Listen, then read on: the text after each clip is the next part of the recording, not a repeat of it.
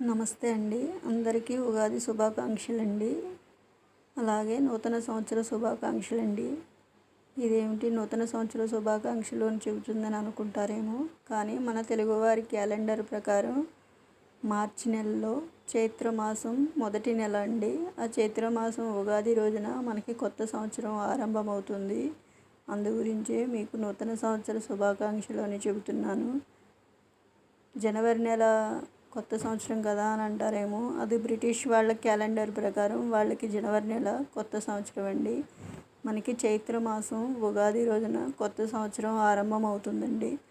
అందు గురించి నూతన సంవత్సర శుభాకాంక్షలు అని తెలియజేస్తున్నాను. అలాగే ఉగాది శుభాకాంక్షలు అండి అందరికీ.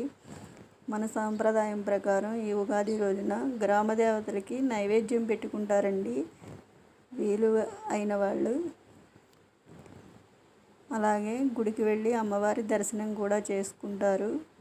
ఉగాది షడ్రుచులతో కలిగిన ఉగాది పచ్చడి చేసుకుని అందరూ ఆనందంగా ఉంటారండి.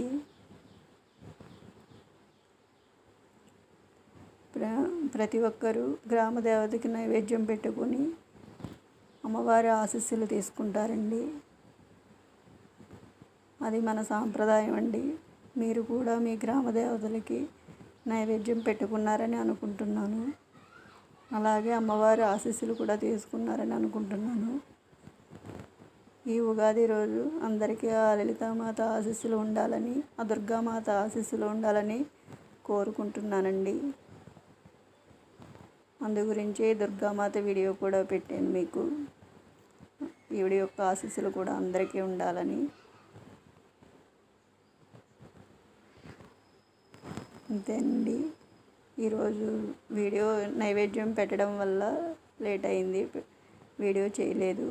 ఇప్పుడే చేస్తున్నానండి. అందరికీ మరొక్కసారి ఉగాది శుభాకాంక్షలండి.